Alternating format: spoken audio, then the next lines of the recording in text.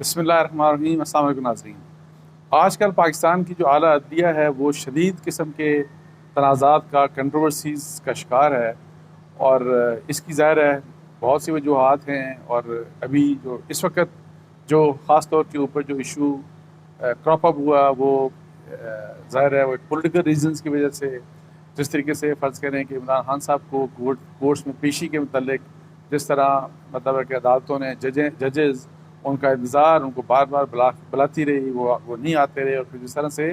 Courts انتظار کرتی رہی کہ ملزم پیش ہو، تو یہ ایک تو یہ چیز، اور پھر سپریم کورٹ میں جس قسم کی بڑی سیریس قسم کی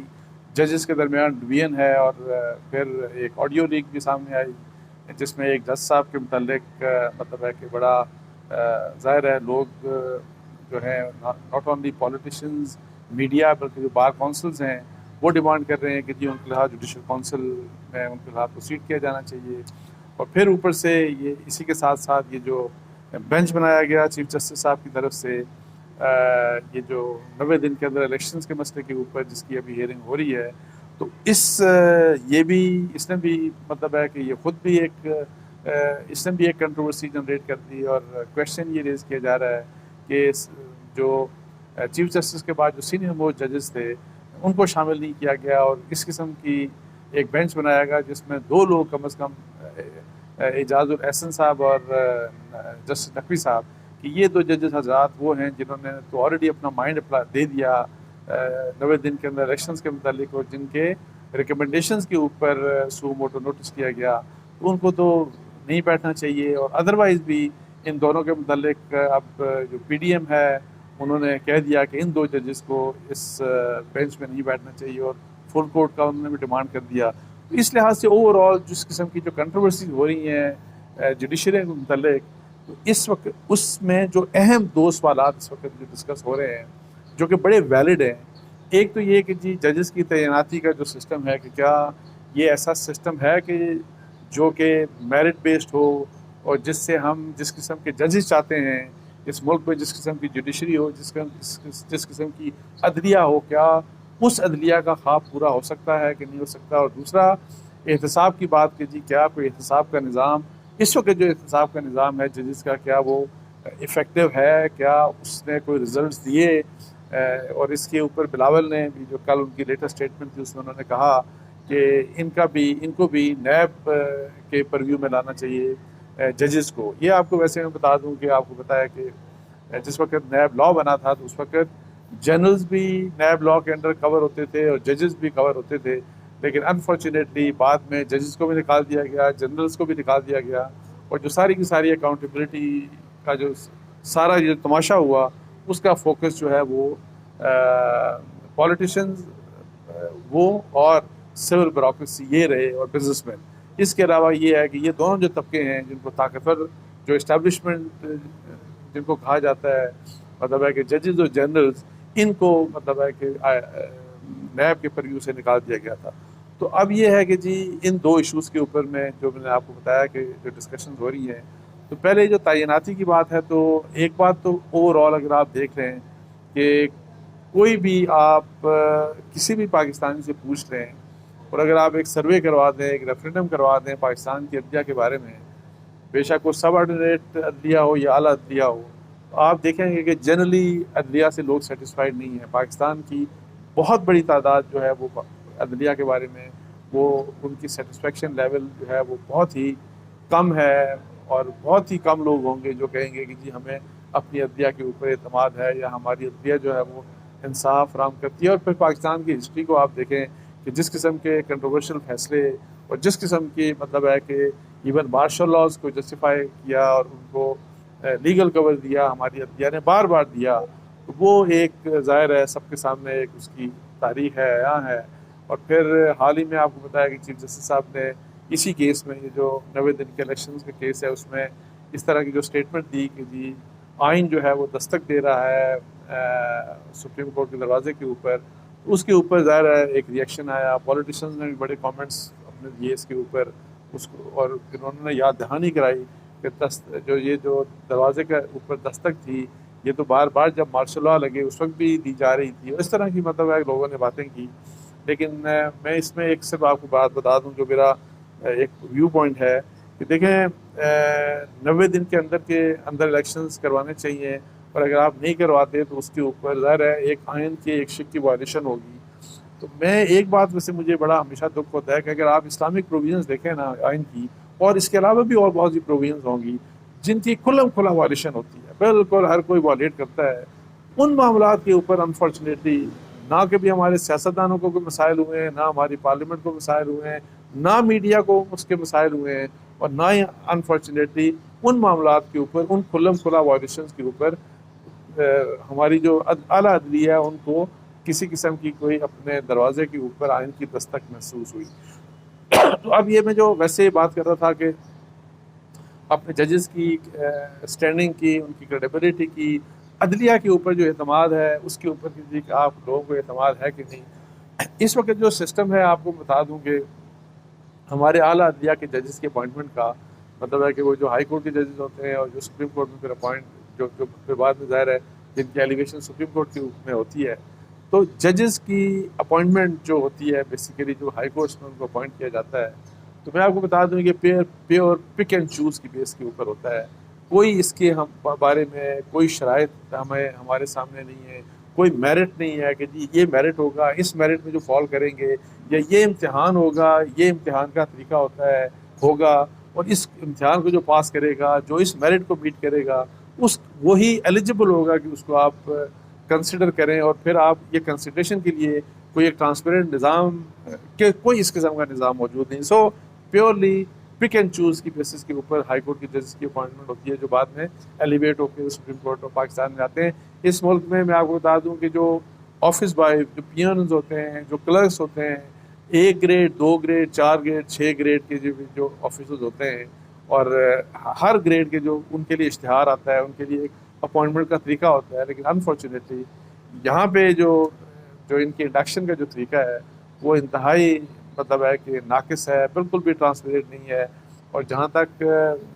پارلیمنٹ کی جب وہ اپوائنٹمنٹ جب کر لیتے ہیں، فرض کر جو پک اینڈ چوز کر کے، تو جو کمیشن ہوتا ہے جس میں جنرلی موسٹلی ججز ہوتے ہیں جو کہ اپوائنٹ کرتے ہیں، تو وہ جب پارلیمنٹ میں آتا ہے تو پارلیمنٹ کے پاس اتنا کوئی اختیار نہیں ہوتا کہ وہ کسی کو ریجیکٹ کر سکے، اور ظاہر ہے اس بارے میں چونکہ سپریم کورٹ کا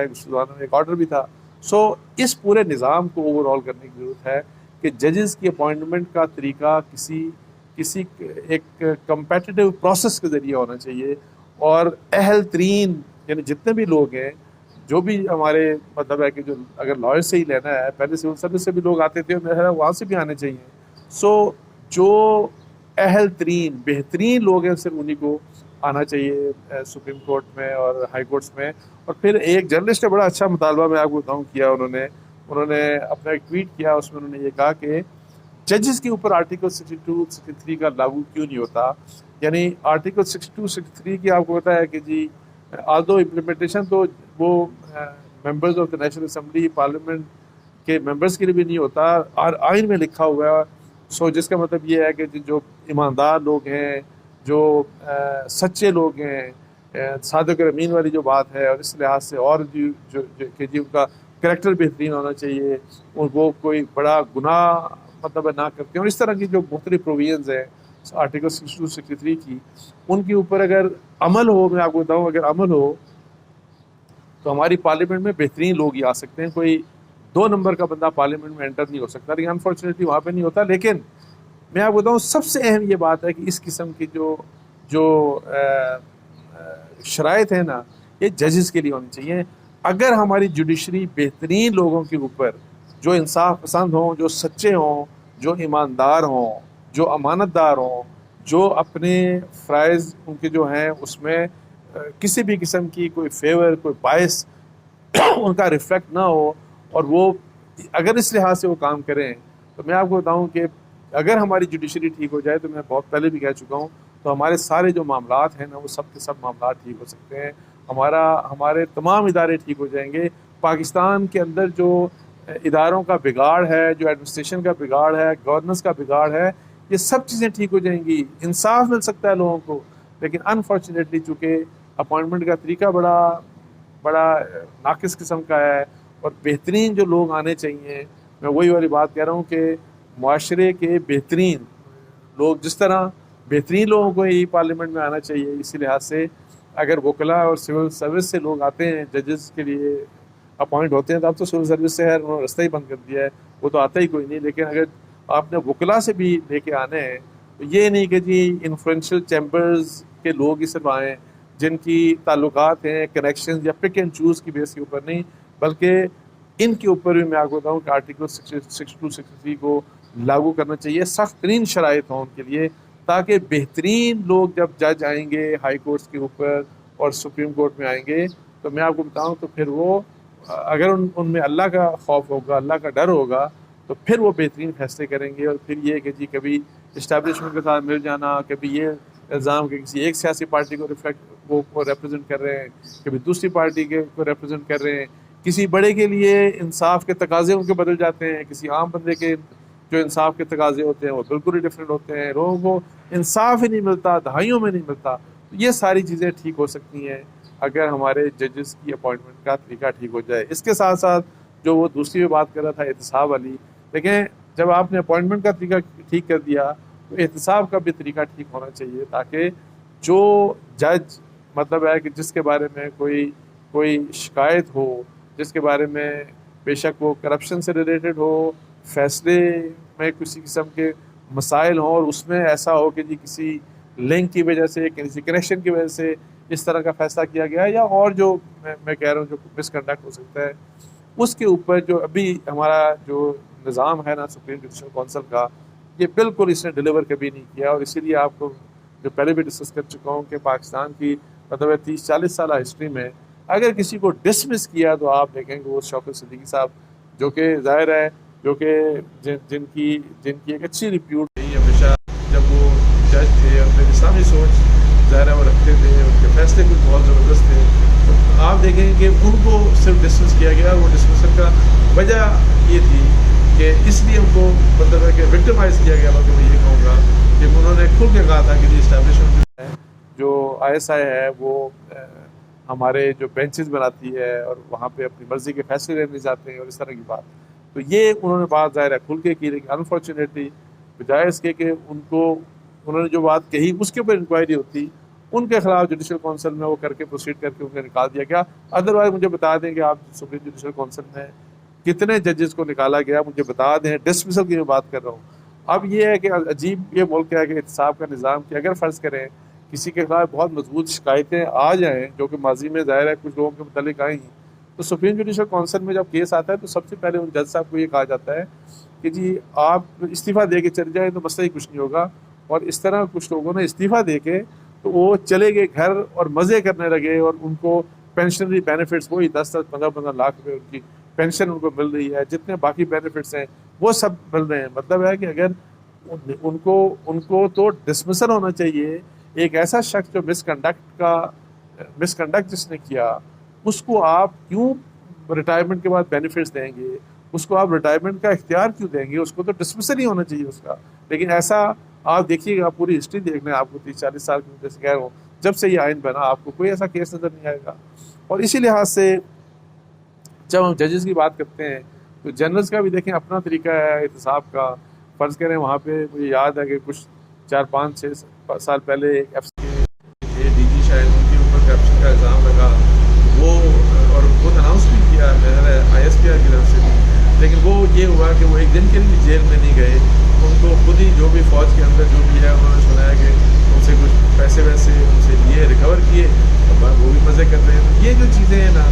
یہ کہ جی ججوں کے لیے احتساب کا طریقہ جی کہ آپ پینشن لے، آپ ریٹائرمنٹ لے کے گھر چلے جائیں.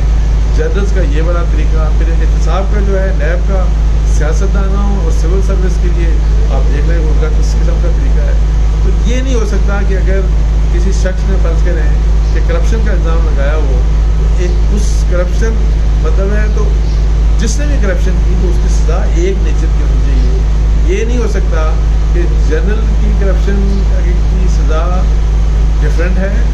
جج کے کرپشن کی سزا ڈفرینٹ ہے، اور سیاستدان اور سول سروس کے